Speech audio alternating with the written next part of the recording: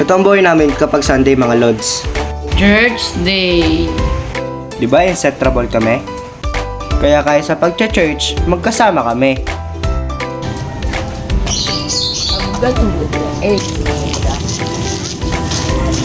At along the way, nakikita namin ang mga kaibigan. At dinaasar namin. Pero, pagdating namin sa church, behave na kami. Nakikinig na kami kay pastor. O hindi pwedeng maging born again ang isang tao kung hindi niya naranasan ang renewing of mind at renewing of heart.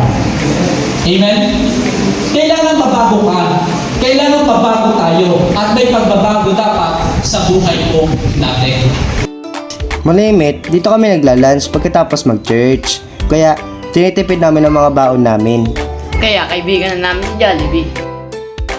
Tapos, pag sinama kami ni Mami Be sa Maynila, observe kami ng mga building. Aba, matataas. Hindi naman kami mga bano, nahahanga laang. Tapos pinapabiyaan kami mamili kung saan kami sasakay, saan kami pupunta. Tingin-tingin nga kami kung saan kami pupunta eh. Pero di namin alam kung saan kami pupunta. Ng mga bus na nakalagay ay MOA at PITX. Papunta kaming Quiapo. Ang masama nito, hindi namin pwedeng gawing landmark si Jollibee. Dahil si Jollibee, kahit saan makikita at nandoon siya.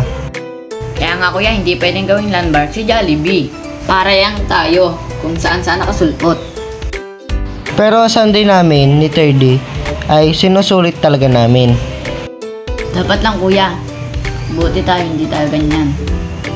Ang swerte natin. Kuya, Quiapo na to, no? Anong gagawin natin dito? Di ba sabi mo 3D, nasakit mata mo? Dito na yon, hanap tayo ng paggawa ng salamin mo. Ah, oo. Sige nga kuya. Uy, kuya, antayin mo naman ako. Baka maligaw naman ako.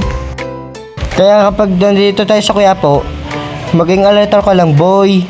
Hirap pa naman dito maghanap, ang daming tao. Adi tatawagan mo ako kuya pag nawala ako. Nasa paggawa ng cellphone natin boy. Oo nga kuya.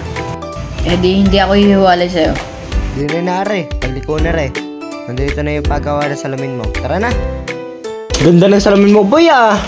Sige nga, flex mo sa ating mga subscribers dyan. Sukat mo.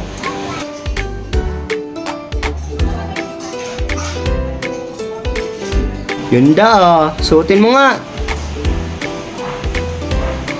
Thumbs up ka kung okay. Eh di masaya ka na.